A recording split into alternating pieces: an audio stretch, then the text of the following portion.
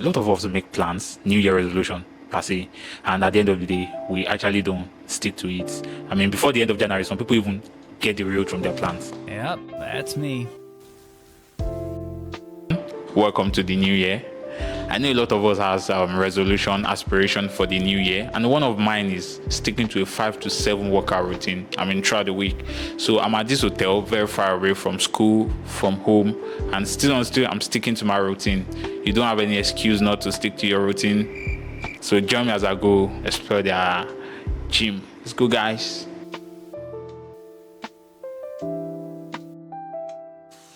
And this is 6:12 in the morning, January 19th. So I'm about to go work out. So let's go, guys. So I'm right here at the gym. Yeah, I met 3 people actually working out already.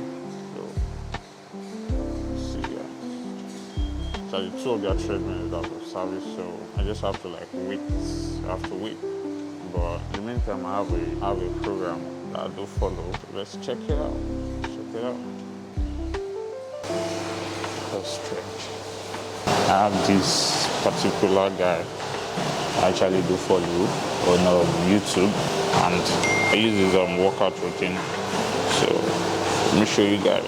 It's called the home workout. I don't ever slow up, no I don't take shit. I got no love for the fakeness. If you wanna play tough and wanna hate this, I'll always show up.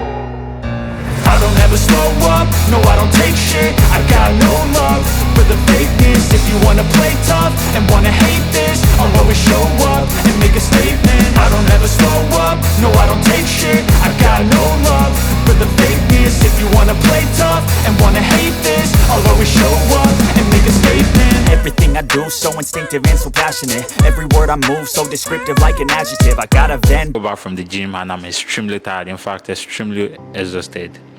I spent about 30 minutes on treadmill and 20 minutes doing my normal YouTube workout routine. And that got me thinking, a lot of us make plans, New Year resolution. Yeah, of course, man. And at the end of the day, we actually don't stick to it. I mean, before the end of January, some people even get derailed from their plans. The thing is, when you make extreme plans, it become overwhelming. So let's assume you're trying to lose 10 kg.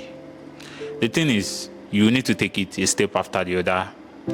At least you can say, okay, this new week, I want to lose 1 kg. Oh. And the coming week, you want to lose 1 kg.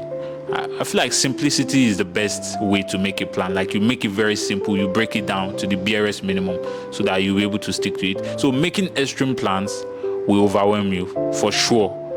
And in fact, you even get tired. Apart from it being overwhelming, you will definitely get tired of it. There's this book I've been reading for a while now, Wuthering Heights. I don't know if you guys are very familiar with it, but this book is about 350 pages. And what I'm trying to bring up is making cumbersome plans can be quite overwhelming.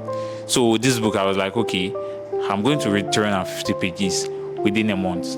Guess what? Oh. I did not even finish. I did not even get to 200. So one thing I've actually learned from that experience was that try to break down your plan to the barest minimum. So I was okay, fine, let me just do it. Why not 100 pages per month? At least that way I'm definitely sure that, okay, I'll be able to cover 100 per month.